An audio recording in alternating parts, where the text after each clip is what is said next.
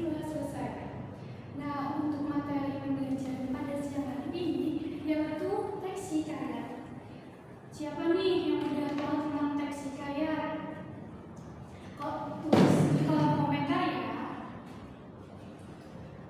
Nah, teks hikayat. Kata hikayat diturunkan dari kata bahasa Arab haka yang mempunyai arti menceritakan, menirukan, memarwartakan, menjumpai, berkata, meneruskan, dan melukiskan. Lalu sastra hikayat adalah sastra lama yang ditulis dalam bahasa Melayu. Sebagian besar kandungan ceritanya berkisah dalam kehidupan istana. Hikayat adalah karya sastra lama Melayu berbentuk prosa. Prosa sendiri berisi tentang cerita, undang-undang, dan silsilah bersifat rekaan, keagamaan, historis, biografis, atau gabungan sifat-sifat itu. Prosa dibaca untuk pelipur lara, pembangkit semangat juang, atau sekadar untuk meramaikan pesta. Nah, itu tadi pengertian dari teks hikayat. Lalu ada juga ciri-ciri dari hikayat, yaitu ada anonim.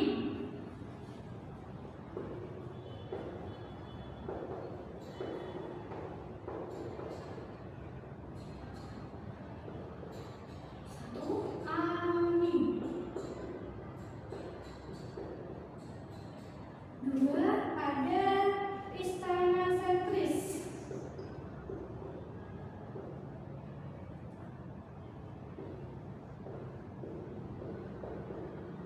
Tiga, ada menggunakan bahasa Melayu.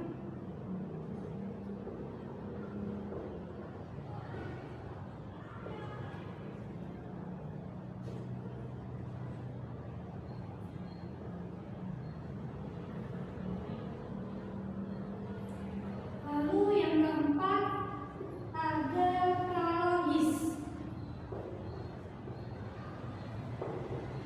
Lalu yang kelima, ada bersifat tradisional.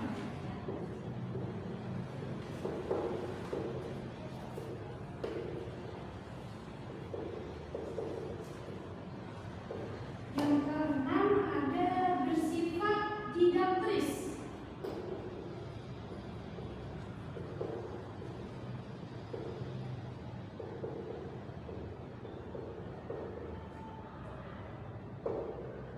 Lalu yang ketujuh, ada magic.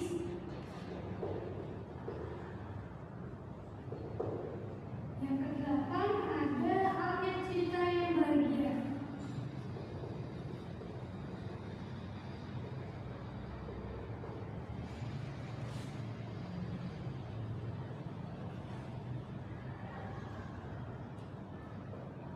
Nah, mari kita ulas satu-satu ya.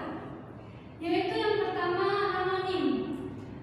Anonim mengandung arti tidak jelas pengarangnya itu siapa, dan tidak diketahui siapa yang mengarang cerita hikayat tersebut. Lalu ada yang kedua, istana sentris. Istana sentris ini berkisah tentang kehidupan istana, atau bisa dikatakan cerita hikayat berpusat pada lingkungan istana. Lalu yang ketiga, ada menggunakan bahasa Melayu lama. Bahasa yang sering digunakan dalam hikayat itu adalah bahasa Melayu lama. Lalu yang keempat, ada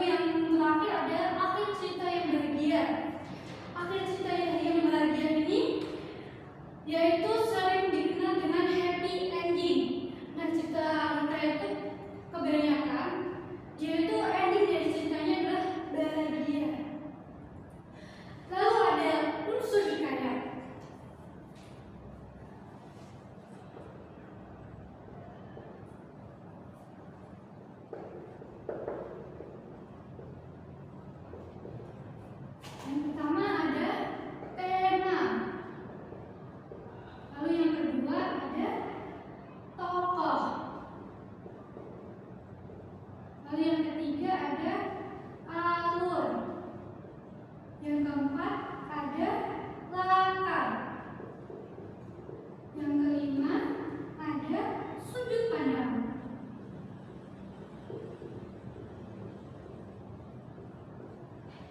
Lalu yang keenam ada gaya bahasa.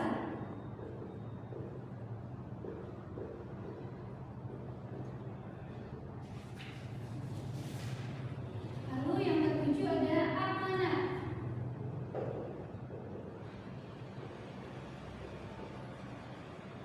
Nah, kita ulang satu-satu ya.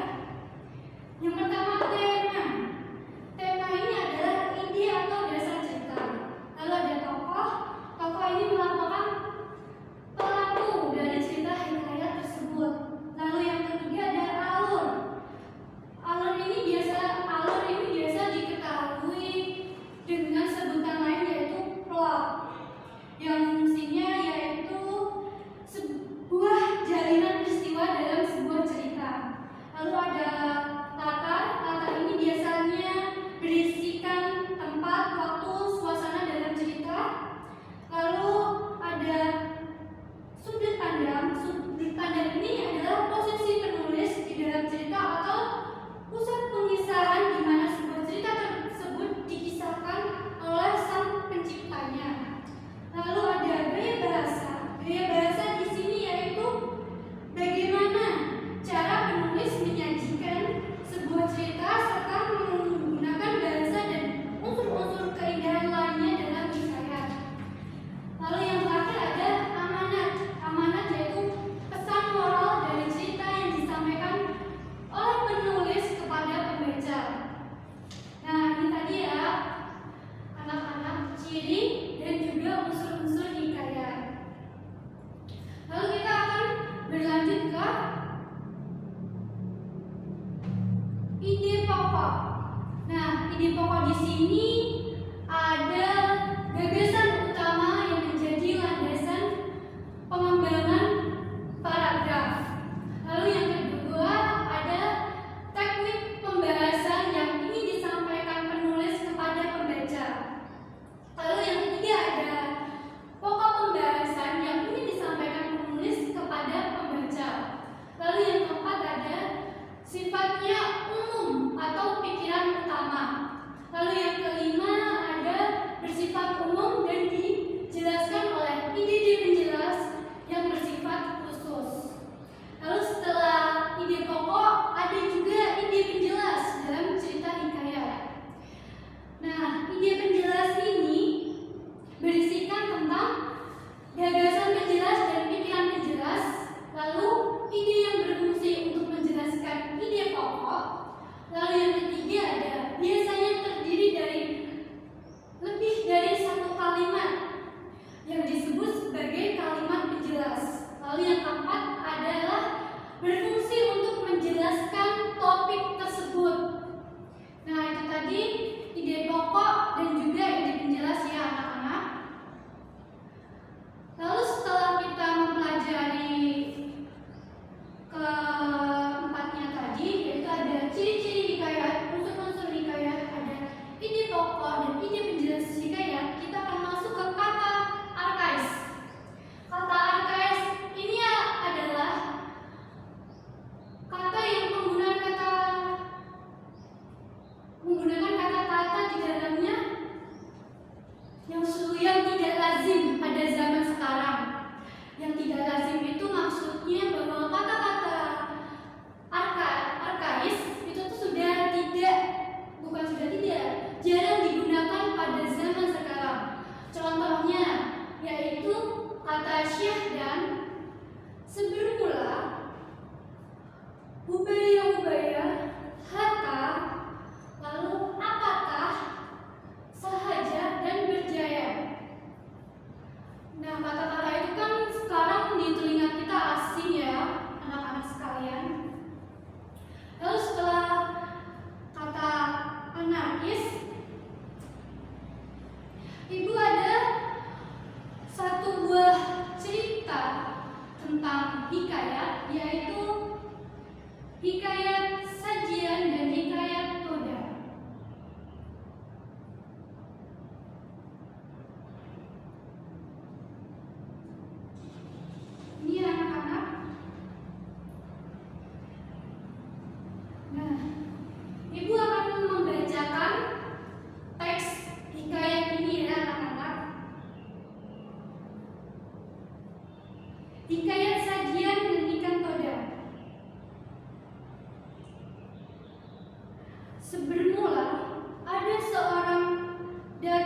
yang sakti mandraguna sedang bertapa di tengah laut. Namanya Datu Mabrur. Ia bertapa di antara Selat Laut dan Selat Makassar. Siang malam ia bersemedi di batu karang, di antara percikan buih, deburan ombak, angin, gelombang, dan badai topan. Ia memohon kepada Sang Pencipta agar diberi sebuah pulau. Pulau itu akan menjadi tempat bermukim bagi anak cucunya dan keturunannya kelak. Hatta ketika laut tenang, seekor ikan besar tiba-tiba muncul dari permukaan laut dan terbang menyeram. Tanpa beringsut dari tempat duduk maupun membuka mata, Datu Mabrur menepis serangan mendadak itu. Ikan itu terpelanting dan jatuh di karang. Setelah jatuh ke air, ikan itu menyerang lagi. Demikian berulang-ulang. Di sekeliling karang, ribuan ikan lain mengepung, memperlihatkan gigi mereka yang panjang dan tajam, seakan prajurit siap bertempur. Pada serangannya yang terakhir, ikan itu terpelanting jatuh persis saat Datu Mabrur membuka mata. "Hai ikan, apa maksudmu mengganggu semediku, ikan? Apa kamu? Aku ikan Toda, Raja Ikan Toda yang menguasai perairan ini. Semedimu membuat laut bergelora. Kami terusik dan aku memutuskan untuk menyerangmu. Tapi engkau memang sakti, Datu Mabrur. Aku takut," katanya, mengap-ngap, matanya berkedip-kedip menahan sakit. Tubuhnya terjepit di sela-sela karang tajam. "Jadi itu rakyatmu?" Datu Mabrur menunjuk ribuan ikan yang mengepung karang. "Ya Datu, tapi sebelum menyerangmu tadi kami telah bersepakat. Kalau aku kalah, kami akan menyerah dan mematuhi apapun perintahmu. Datu, tolonglah aku, obati luka-lukaku dan kembalikan aku ke laut. Kalau terlalu lama di darat, aku bisa mati. Atas nama rakyatku, aku berjanji akan mengabdi kepadamu. Bisa engkau menolongku?" Raja Ikan Toba menggibah-gibah, seolah sulit bernapas, insanya membuka dan menutup. "Baiklah," Datu Mabrur berdiri. "Sebagai sesama makhluk ciptaannya, aku akan menolongmu. Apapun perintahmu, kami akan memenuhinya. Datu ingin istana bawah laut yang terbuat dari emas atau permata, dilayani ikan duyung dan gurita, ingin berkeliling dunia bersama ikan paus dan lumba-lumba?" Datu Mabrur pun menjawab, "Tidak, aku tidak ingin keinginan pribadi, tapi untuk masa depan anak cucu nanti." Lalu Datu Mabrur memberitakan maksud pertapaannya selama ini. "Akan kukerahkan rakyatku, seluruh penghuni laut dan samudera sebelum matahari terbit esok pagi. Impianmu akan terwujud. Aku bersumpah," kata Ikan Toda. Lalu Datu Mabrur tak dapat membayangkan bagaimana Raja Ikan Toda akan memenuhi sumpahnya itu. "Baiklah, tapi kita harus membuat perjanjian. Sejak sekarang kita harus sejian. Seiring jalan, seia sekata, sampai ke anak cucu kita. Kita harus sepakat mufakat, bantu-membantu, bahu-membahu. Setuju?" "Setuju, Datu," sahut Ikan Toda yang bergolek lemah. Ia sangat membutuhkan air. Mendengar jawaban itu, Datu Mabrur tersenyum. Dengan hati-hati, dilepaskannya tubuh Ikan Toda dari jepitan karang. Lalu diusapnya lembut. Ajaib, dalam sekejap, darah dan luka di sekutur tubuh Raja Ikan Toda itu mengering. Kulitnya licin kembali seperti semula, seakan tak pernah luka. Ikan itu menggerak-gerakkan sirip dan ekornya dengan gembira. Dengan lembut Datuk Mabrur mengangkat raja ikan Toda dan mengembalikannya ke laut. Ribuan ikan yang tadi mengepung karang kini berenang merumuninya, melompat-lompat bersukaria. Sajian, seru raja ikan Toda sambil melompat di permukaan laut. Sajian, sahut Datuk Mabrur. Sebelum tengah malam, sebelum batas waktu pertapaannya berakhir, Datuk Mabrur dikejutkan oleh suara gemuruh yang datang dari dasar laut. Gemuruh perlahan tapi pasti, gemuruh suara itu terdengar bersama dengan timbulnya sebuah dataran dari dasar laut. Kian lama permukaan daratan itu kian tambah, naik dan terus naik, lalu seluruhnya timbul ke permukaan. Di bawah permukaan air, ternyata jutaan ikan berbagai jenis mendorong dan memunculkan dataran baru itu di dasar laut. Sambil mendorong, mereka serempak berteriak, "Sajian, sajian, sajian!" Datuk Mabrur tercengang. Di karang pertapaannya, Raja Ikan Toda telah memenuhi sumpahnya. Bersama dengan terbitnya matahari pagi, daratan itu telah muncul sepenuhnya, berupa sebuah pulau lengkap dengan marasi, lembah, perbukitan, dan pegunungan. Tanahnya tampak subur, pulau kecil yang makmur. Datuk Mabrur senang gembira. Impiannya tentang pulau yang akan menjadi tempat bagi anak cucu dan keturunannya telah menjadi kenyataan. Permohonannya telah dikabulkan dengan memanjatkan pujian dan syukur kepada Sang Pencipta. Ia menamakannya Pulau Halimun. Alkisah, Pulau Halimun kemudian disebut Pulau Laut sebab ia timbul dari dasar laut dan dikelilingi laut sebagai hikmahnya. Kata sajian dan ikan Toda dijadikan slogan dalam pemerintahan. Nah, itu tadi teks hikayat tentang hikayat sajian ikan Toda ya, anak-anakku sekalian. Nah, setelah anak-anakku menyimak ibu guru membacakan teks hikayat sajian dan ikan Toda, ibu ada beberapa pertanyaan. Nah, ada 3 pertanyaan yang kalian bisa jawab di kolom komentar. Yang pertama yaitu, berdasarkan pengalaman cerita pada hikayat sajian dan ikan Toda tersebut, sifat Datuk Mabrur apakah yang hendak disampaikan penulis kepada pembaca?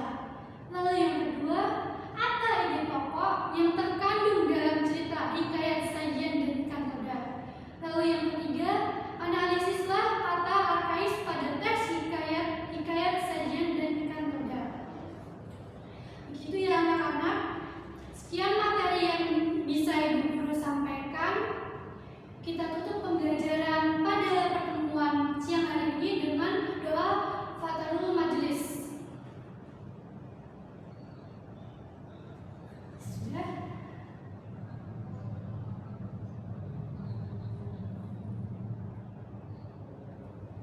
Wabillahi taufik wal hidayah.